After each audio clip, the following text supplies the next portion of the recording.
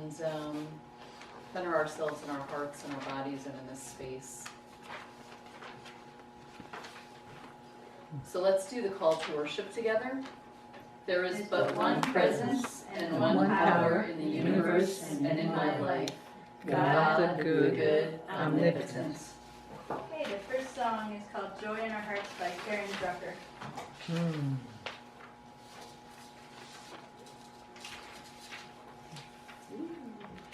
Oh, yeah, yeah. Every day is a choice to show some kindness.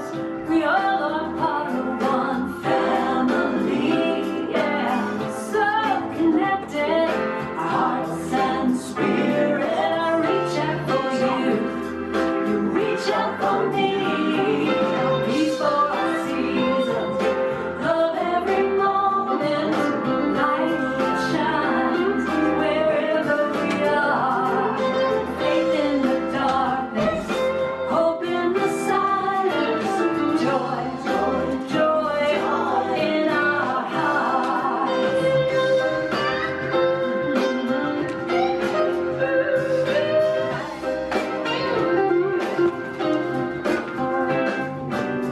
Now's the time to come together, to count our blessings. We are grateful. We lift our voices in one chorus. My brothers, my sisters, let's celebrate. Now peace for all seasons, love every moment, light shines wherever we are. Faith in the darkness, hope in the silence, joy, joy, joy in our hearts. Oh, yeah.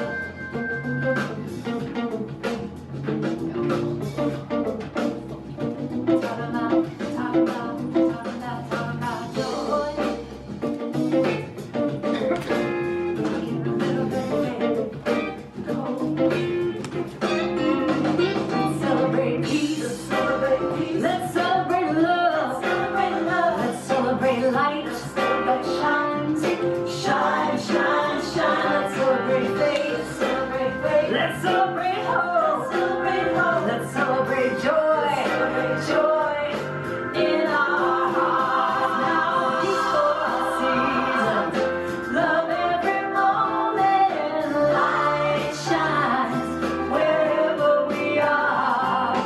Faith in the darkness, hope in the silence, joy, joy in our hearts. Oh, peace for our seasons, love every moment, light shines wherever we are. Faith in the darkness, hope in the silence, and joy, joy in our hearts. Joy, joy in our hearts, and joy, joy, joy in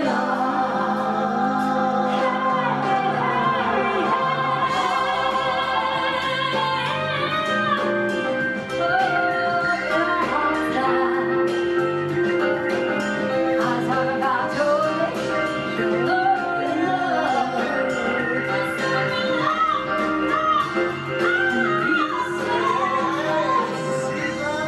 season, don't find a reason. Talk about love. Talk about love.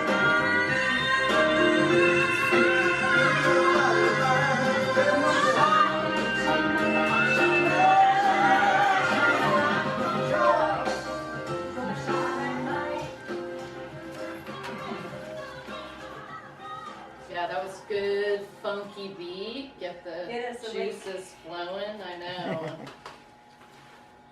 Any announcements? We have potluck after service, so it'll be downstairs. Okay. And, All are welcome. right, and you'll be speaking, I think, again next week? I have been asked to Yes. fill the vacancy next week. Thank you. Thank Happy you, to do thank that. you. Yay. You're welcome. Yeah. Happy to serve. So that's really cool. Yeah, I appreciate that. But yes, Leona asked me yesterday, maybe. Oh, Hello. Come on in. So anybody here for the first time or back again after a while, welcome. Thank you. What's your first name? Melissa. Welcome, Melissa. And anybody else? No, that's Hmm. okay.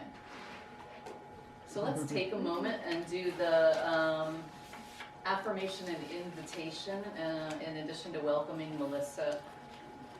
We open our hearts and doors to new individuals and families. We know that the right and perfect people are joining us at the right and perfect time. Amen. Breathe, breathe. Spread the love. There's new copies for March and April of the Daily Word. Oh. You're welcome to take a copy. There's some small print and some large print. And I guess there's 2 copies of the Unity magazine as well. So those are But free. if you take the Unity magazine, please bring it back after you. Yeah, for sure. And the daily words are nice for morning reading or just before bed reading as we take time to start our day and end our day in particular frame. Not always easy to do. All right. So special unity moments. That's over the last week, or maybe something has just come back in your awareness from a longer time ago, where you had that moment of heart opening or synchronicity or a feeling of connection with somebody, or definitely sensed the presence of the Holy Divine moving through you or moving through somebody else towards you. Anything? Last week, I went away to a convention for the weekend, and a fellow that asked for a ride came with us, and we got into a conversation about Unity teachings and Unity principles, and he shows a distinct interest. He was going to come with us, with me today. However, he has family coming in, so he canceled out. But I believe I may have another person interested in joining our congregation. Nice. And he's a male. And he's a Only There guy. goes, you're on as sexist as you are. All are welcome. Yeah, right. Yeah, so may that be the case if people are out there, and I know a lot of people are out there looking for some sort of spiritual family, or and it's kind of hard to find if you're not fitting into certain pigeonholes. So that's actually good news.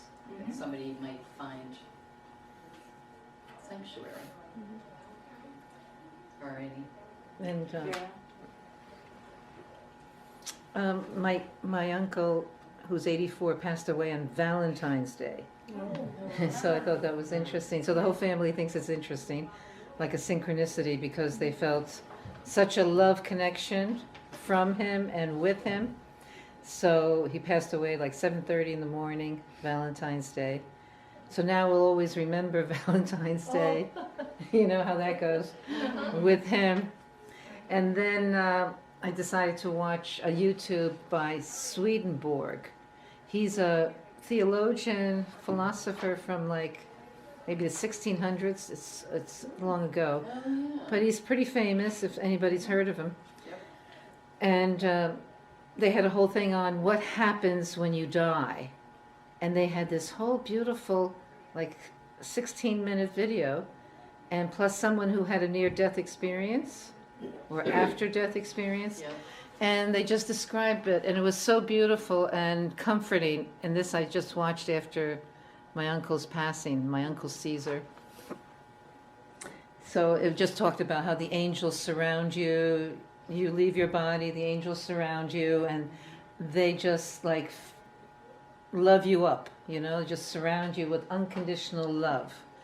And it was, and then they help you just to continue in this new realm. And you actually have some kind of a similar body, but it's a spirit body of some kind. And it was just nicely, he had his visions, this Swedenborg. Yeah. He had experiences and visions. And so he explains it in his books. He has all these books that they have of him. So it was just perfect, you know, to help me with the death in the family. So I hope to go Tuesday, like to Jersey. He's in New Jersey. And, you know, do the funeral thing, which is not something I look forward to, but, you know, Yeah. you got to do it. Yeah. If you, I don't know if you are willing to share the link to that YouTube, maybe when you put out your next Yeah, email I to would the like group, to, yeah. because there might be others who. Yeah, if you do a search like on YouTube, you could put Sweden, it's Swedenborg, B-O-R-G, and then you could put the title, What Happens When You Die. You'll Okay. probably get it, it'll come up. Yeah, But yeah, I'll sure. share the link too. Okay, yeah, if it's handy. Yeah. But yeah, there's a lot of, I think he did a lot of writings on the interplay between Mm, we embodied and incarnated folks and the part of us that's not embodied and other yeah, non-incarnated spirits and energies. yeah. But that's really beautiful. Yeah, it was great. Yeah. So we honor Uncle Caesar. Yes, and his family, and Absolutely. he's married 61 years to my aunt, Wow. my Aunt Lena, yeah. Is she alive? She's still alive, yeah. Wow. Yeah, so he was like a second father to me. He was the calm, relaxed one. And my dad was, you know, completely like out of his mind, you know, stressed out and PTSD and all that. Ah. So it was nice to have that example. Yeah, for sure. For sure. Well, let's remember you and your family as we Yeah, bring in to our awareness and into our hearts and into this space others who may need prayer, and there are sure a lot of people out there who do. So whether we know their names or whether we don't, let's hold them in that spirit, whether we ourselves need some nourishment or those we love, those who are around us. And God knows, people afar, many, many people are on the planet right now, and all kinds of beings. So let's hold them in our love and in our hearts for this moment. There are prayer requests in the back as well. And Unity will, if you write those down, if you know somebody who's in need of some real upliftment, they pray for them in the Unity prayer group over the course of the month, which I think is a really wonderful service. So join me with the blessing of our prayer requests and let this flow out with grace and blessing to everyone who needs it. God's all-encompassing love is doing his perfect work in and through us. Wholeness is established in every area of our lives, and so it is. Anybody want to volunteer to do the daily word reading? Oh, she has it over there. Yeah, I should. All right, thank All you. right. I grow in God's grace. When a burden begins to feel lighter, when a happy moment becomes truly joyous, when the way through a frustrating challenge suddenly becomes clear, I know I'm experiencing grace. Unity minister and author Eric Butterworth explains grace this way. God's desire to express completely through you and as you is so great that you never completely reap the harvest of error, and you always reap more good than you sow.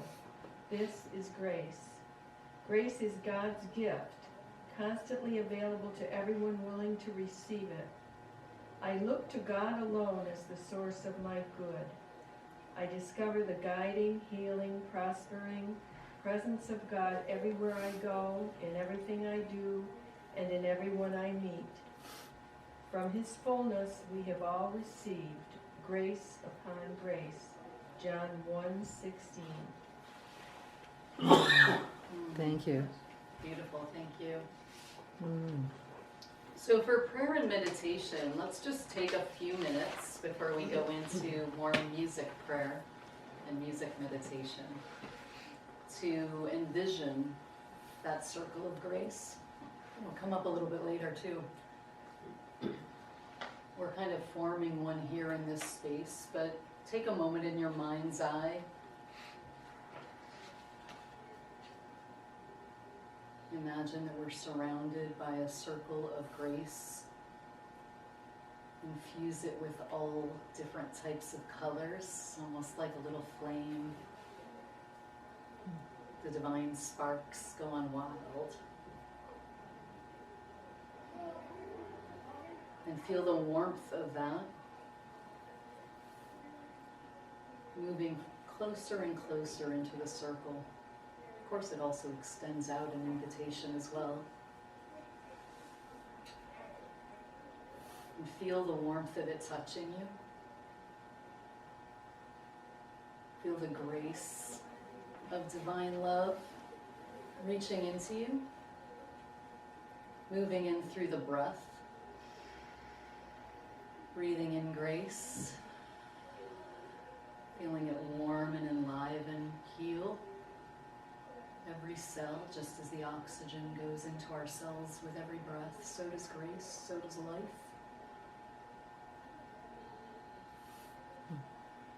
And allow that to do its work for just a moment.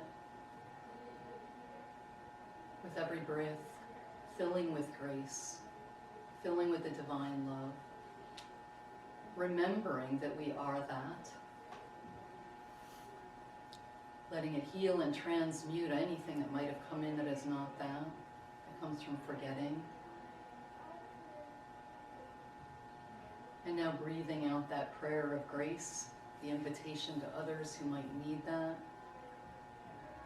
Envisioning again a very large circle now that encircles the globe, that encircles our earth. And notice, there is no one, there is no thing that's outside that circle of grace. No matter how much we might other people or feel separate from people, no matter how much people might be in forgetting, we are all in that circle of grace. We are all in that circle of life. We are all expressions of it. And in this moment, we extend that invitation from our hearts to remember,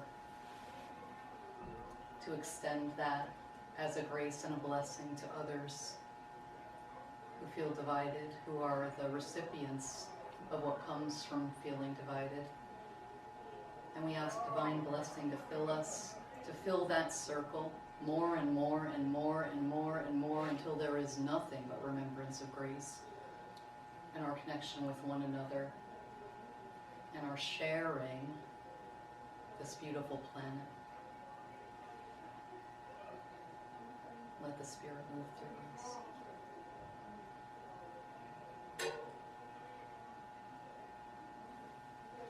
May it be so. May it be so.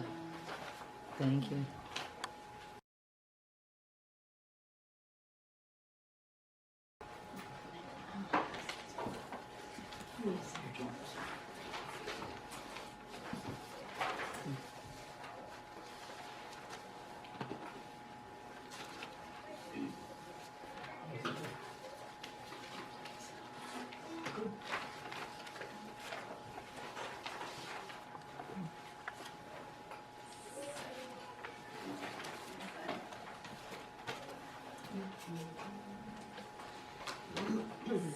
So thank you, Jamie. That was a beautiful prayer and meditation. I really enjoyed it. You always bless us in your presence. It flows through when it flows through. Thank you, Rose. Yes. And you as well. So here it comes. Yes. So this is a song I wrote called Kindness.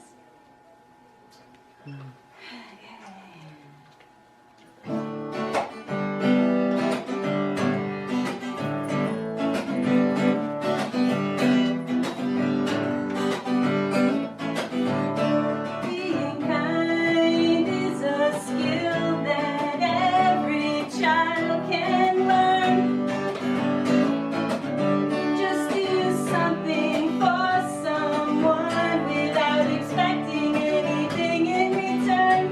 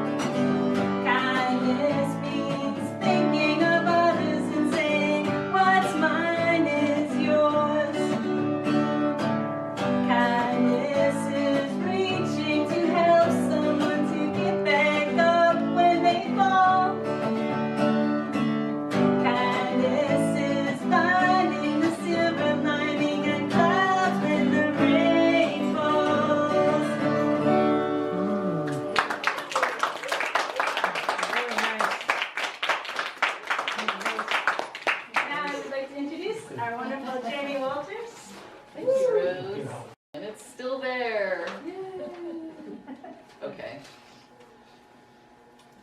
So now I'll use this.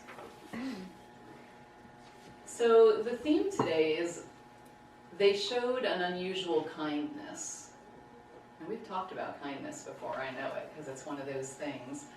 But like compassion, loving kindness, all of those, they're kind of a little list that are known as the fruits of spirit. Generosity, hospitality, generosity of spirit, all of those themes.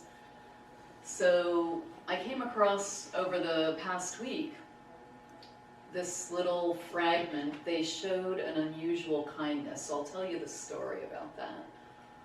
So there was a ship that left a port, 276 people on it, transporting some prisoners, sailors, in this case, Roman centurions, heading for Rome, heading for Italy, so that the prisoners could be heard before the emperor. One of those was St. Paul, one of the criminals. He was being taken before the emperor in Rome. But they left after the autumn equinox, and it's a very, very stormy area. And some of those areas, I think we talked about last time, how big some of those waves can get, in the Sea of Galilee and all of the surrounding Mediterranean. And so they're going from port to port. The weather's getting worse and worse.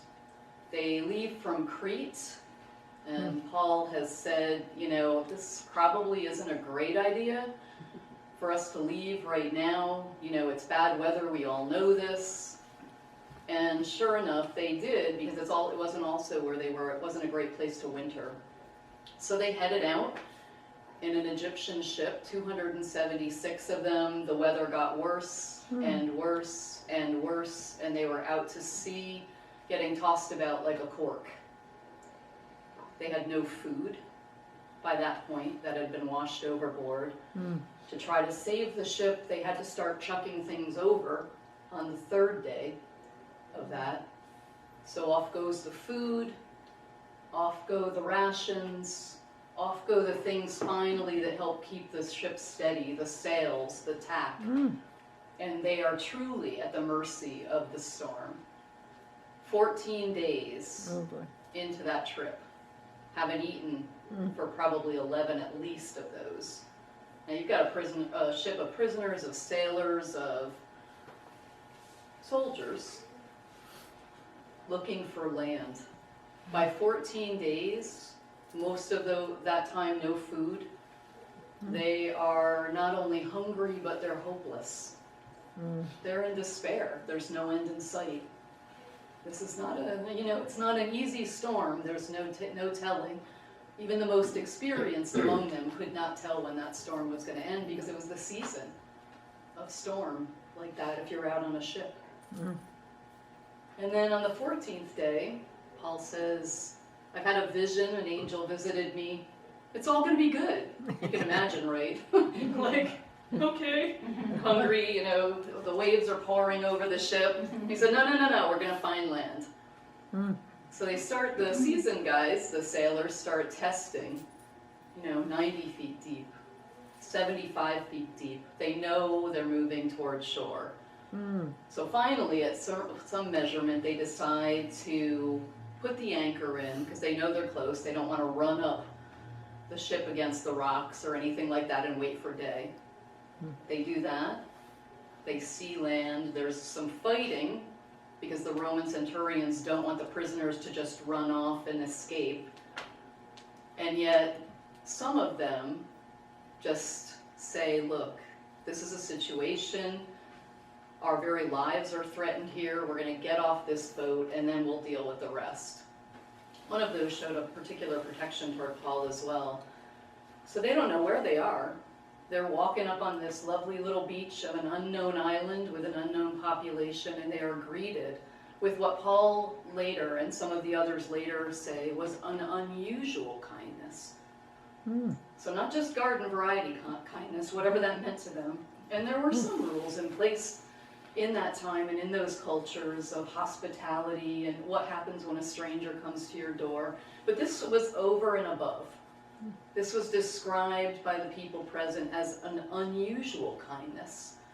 The island turned out to be Malta, The natives were not Christian, they were indigenous, and they greeted their guests with welcome and hospitality and unusual kindness. They knew that they were shaken from the storm, some were injured. They built a bonfire so that they might be warmed and dried.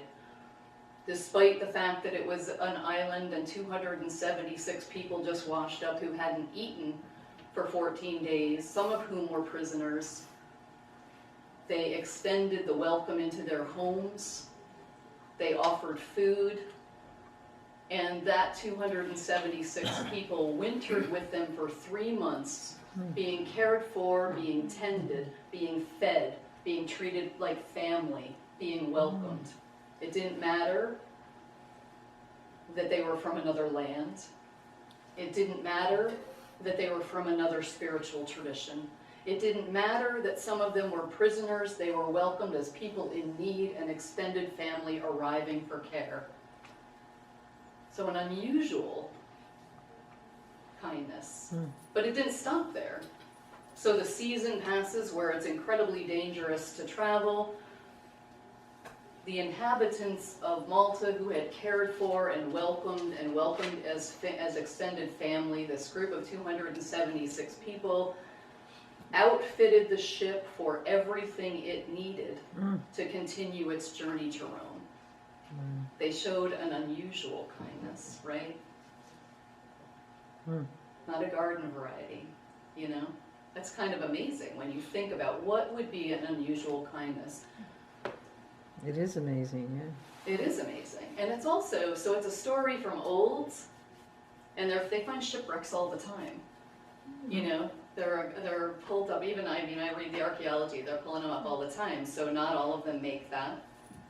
You know, we can sense what that might have been like, and then to be welcomed by people who are other, who some in the more elite Roman and Greek society would have called heathens, pagans, savages.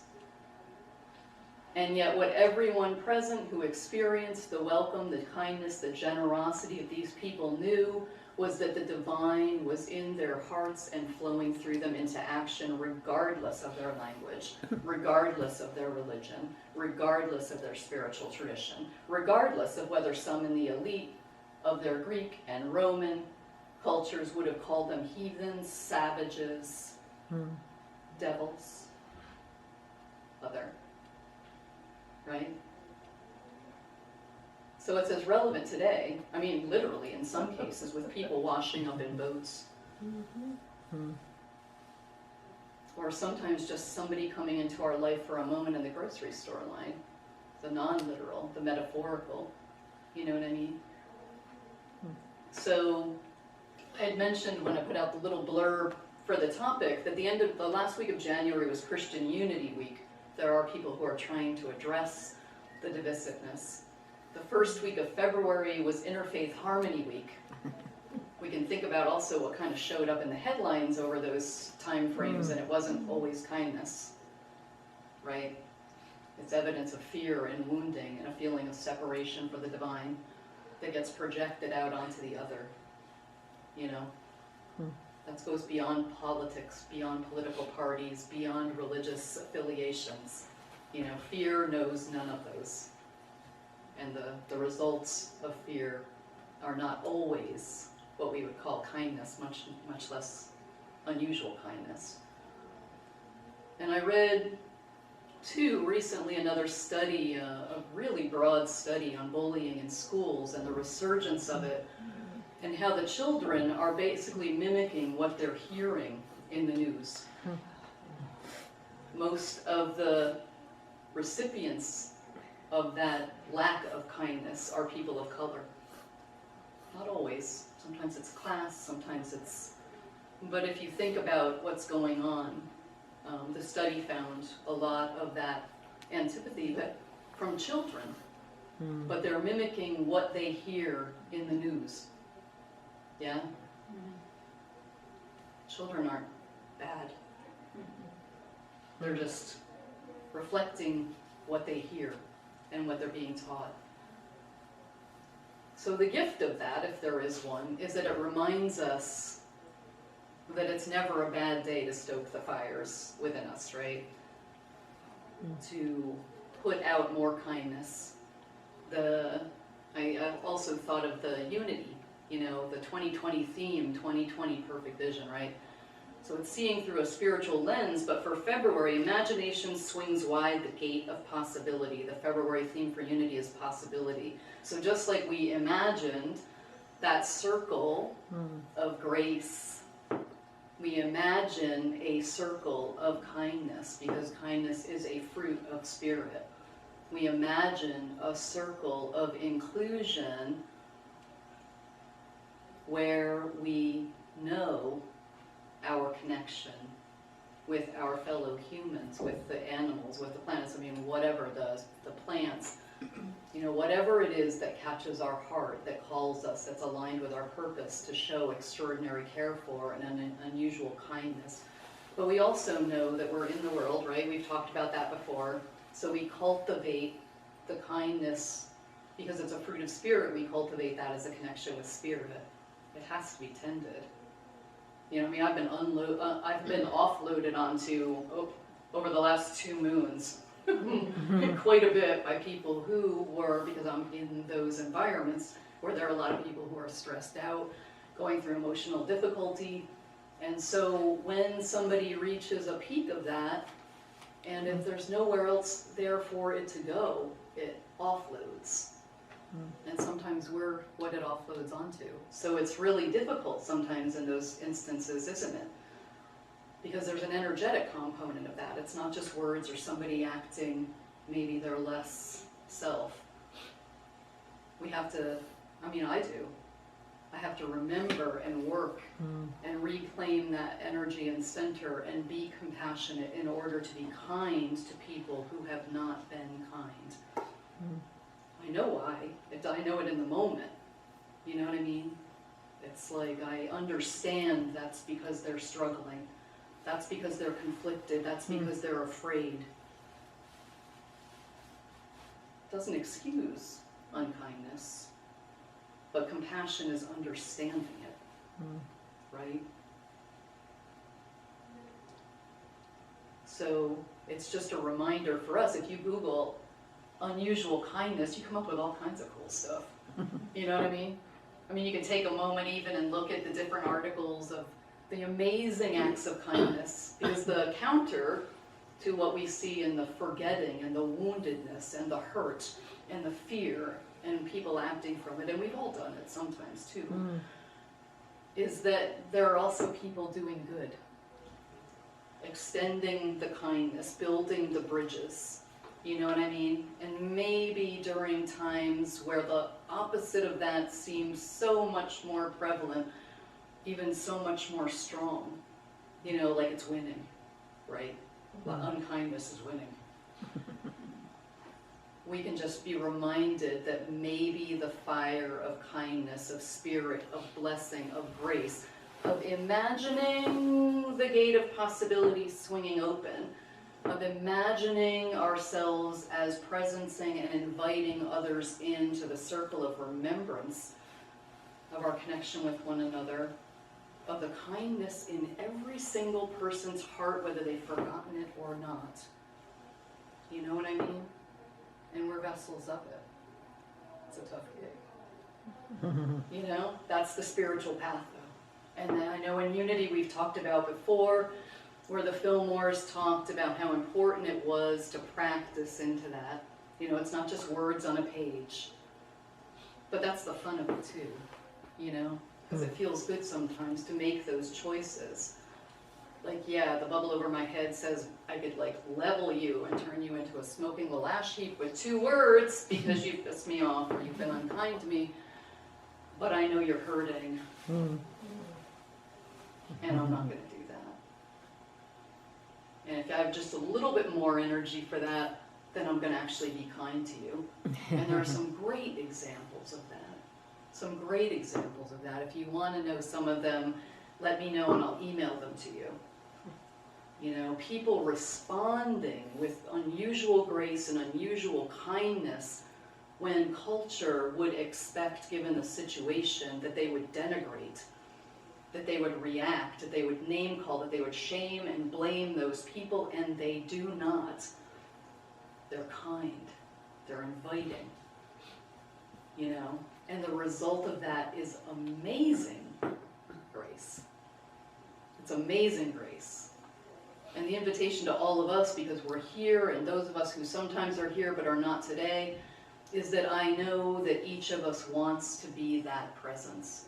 We're not always going to do it perfectly, because perfection is unkind. But making progress, yeah? Mhm. We make progress, or like Rilke says, we live into that question. It's a great way to start the day. It's a great way to end the day. You know, noticing the kindness. What we notice grows. So let's become masterful observers and noticers of grace and kindness, because that is what reminds us who we are, even when we're stressed out and under siege and the recipients of unkindness or, you know, malice or whatever it is people are going on. Let's stir it up though. Let's add more kindness. And let's think about unusual kindness. What does that look like in the course of a day? It doesn't have to be big and loud. You know, we don't have to host 276 people in our home. But those little things, like Rose's song reminds, add up. And we have countless opportunities for that during the course of any given day. And we can celebrate and notice when somebody is kind to us as well, or when we observe kindness from one to another. Let's help that grow. Yeah? All right.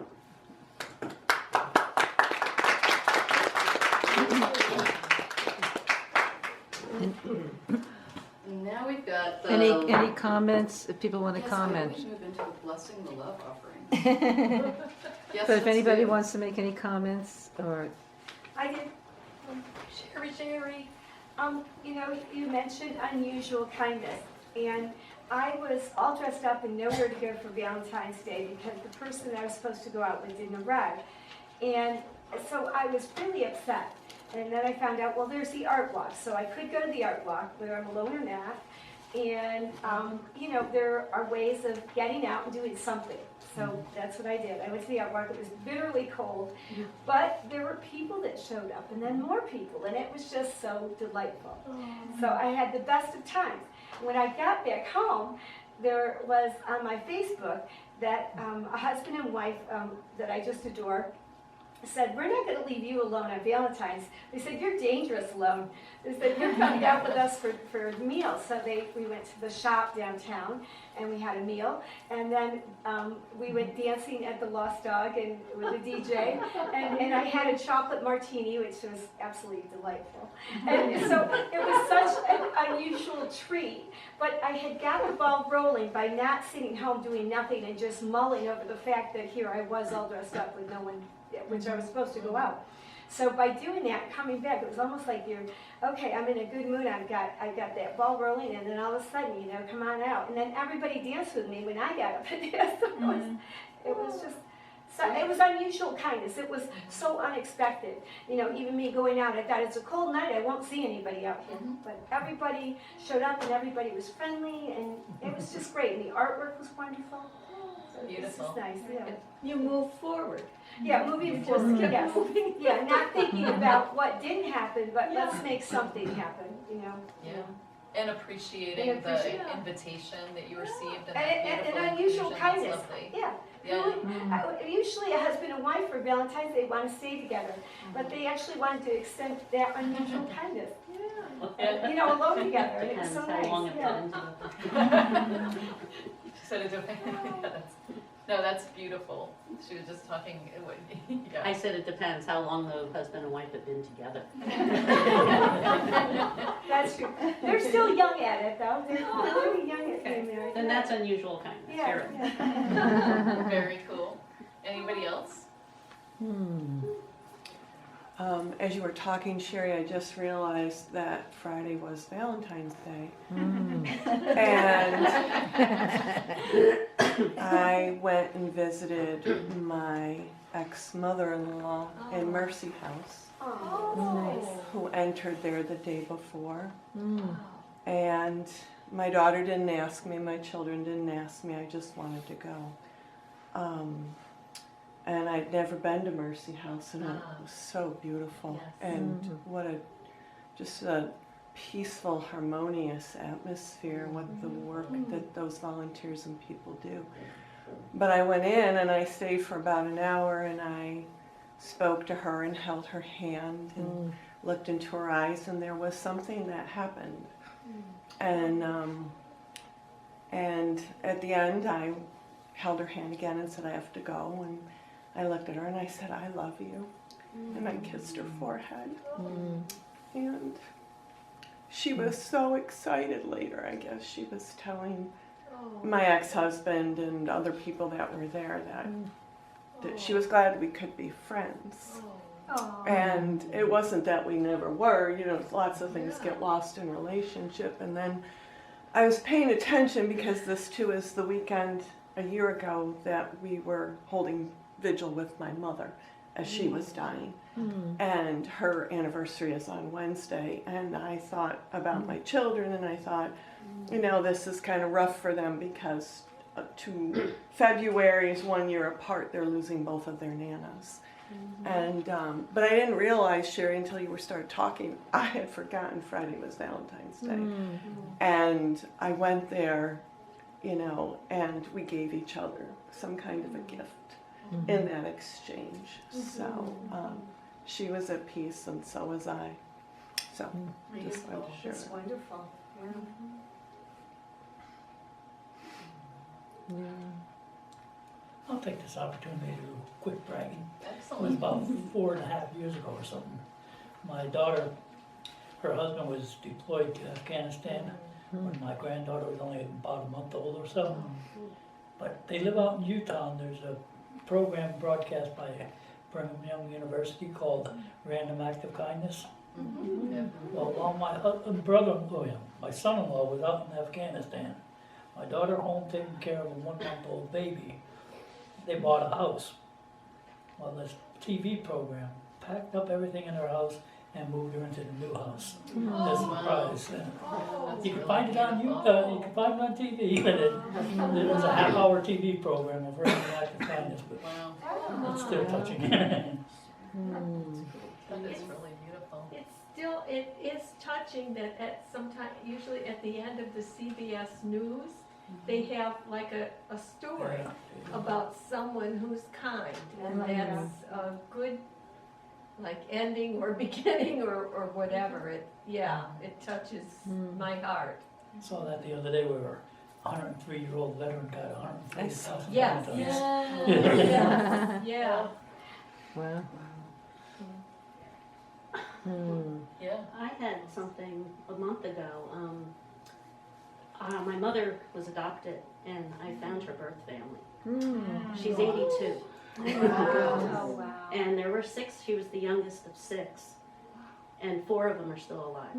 So, and they've been looking for her their whole lives. Oh, Oh my goodness. wow. It's amazing, it really is. Wow. And how kind and open and loving they've all been to all of us. It's just been really a wonderful experience. Wow. And I'm flying out there I'm taking my mom out there next week. Wow. Wonderful. It's exciting. Yeah. What a blessing, yeah. So it must be happening all over. It Yes. is. You know, so many stories. It must be happening all over the earth, and you just don't hear about it as much. Yeah. And there might be a movement too, because I think the Telegraph, which is a newspaper in the UK, has started printing in each of their editions stories of exceptional kindness or generosity or good-heartedness. So it's even kind of leaking into the mainstream. But I think more and more it seems to be showing up. And then all of the random acts of kindness, if you Google it, and you know, and the unusual or extraordinary kindness sometimes is very simple. But you know, one of the other things that was mentioned is that how often in those conversations it comes up that maybe people don't choose to do it because it's inconvenient. You know, Yeah. so a lot of the times when we offer that out in big or small ways, we're defying our own sense of, you know, well, geez, this is kind of inconvenient for me. Like the folks on Malta, which is why I love that story, because that wasn't present, you know, where they could have said, you guys got to get going because, you know, it's kind of what would happen to all our food, or so I love that notion of people extending themselves when it's not particularly convenient or not always convenient in a culture of convenience.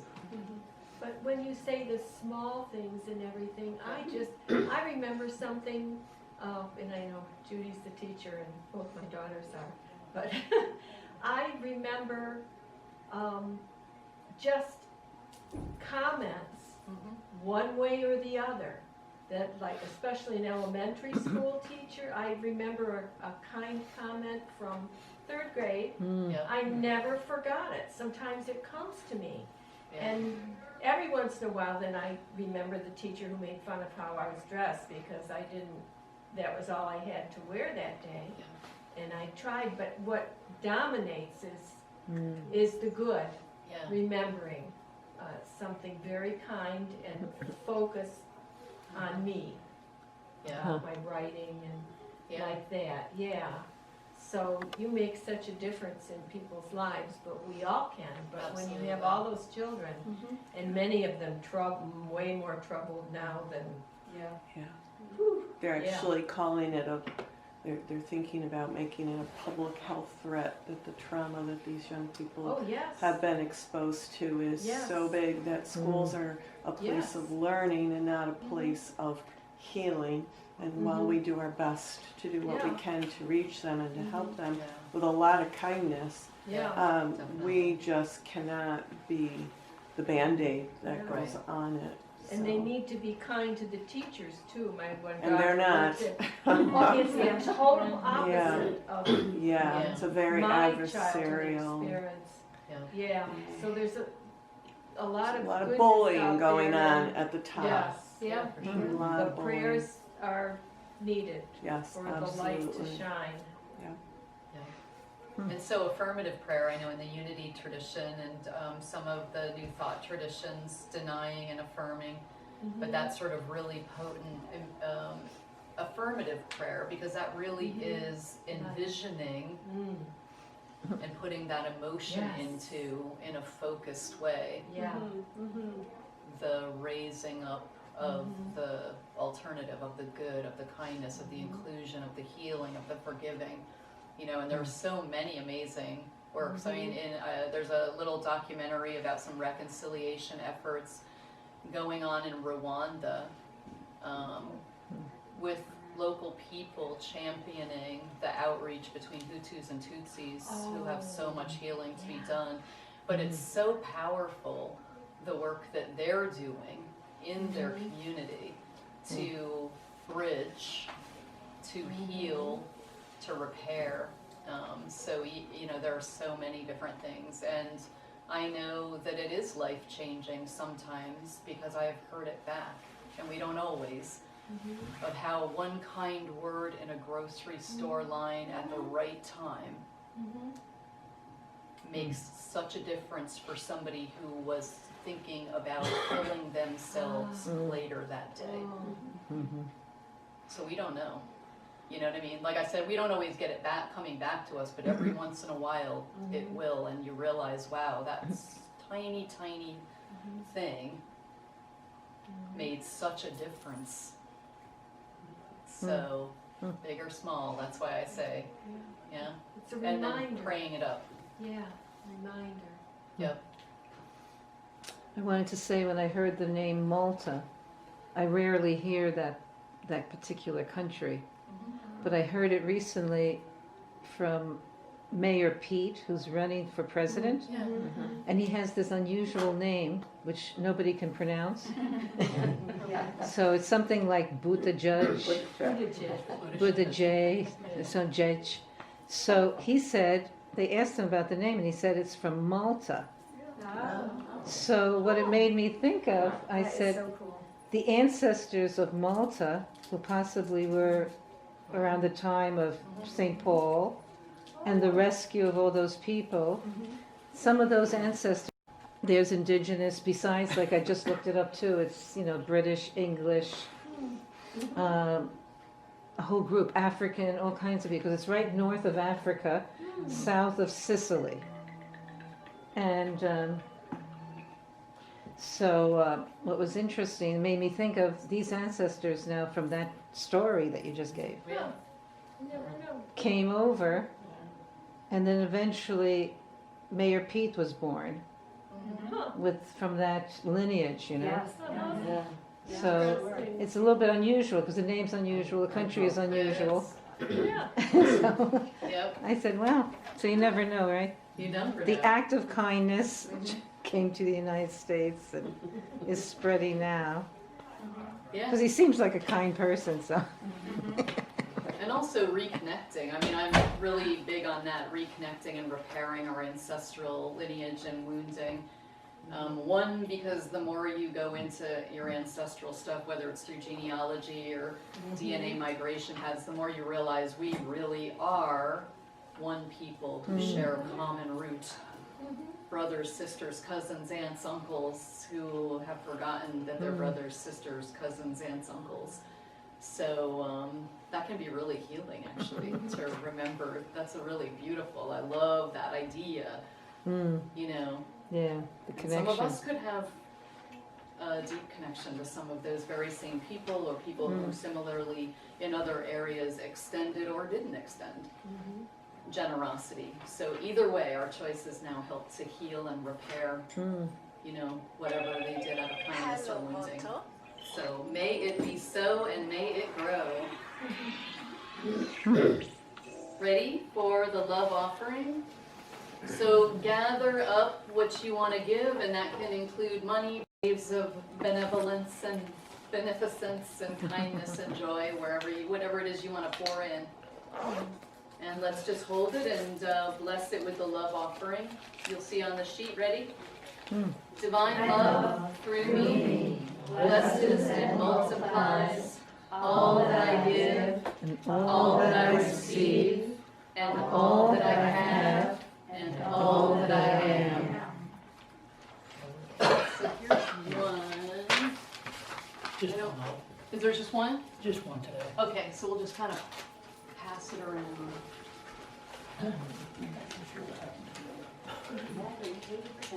Connected to that, but their fingers has to.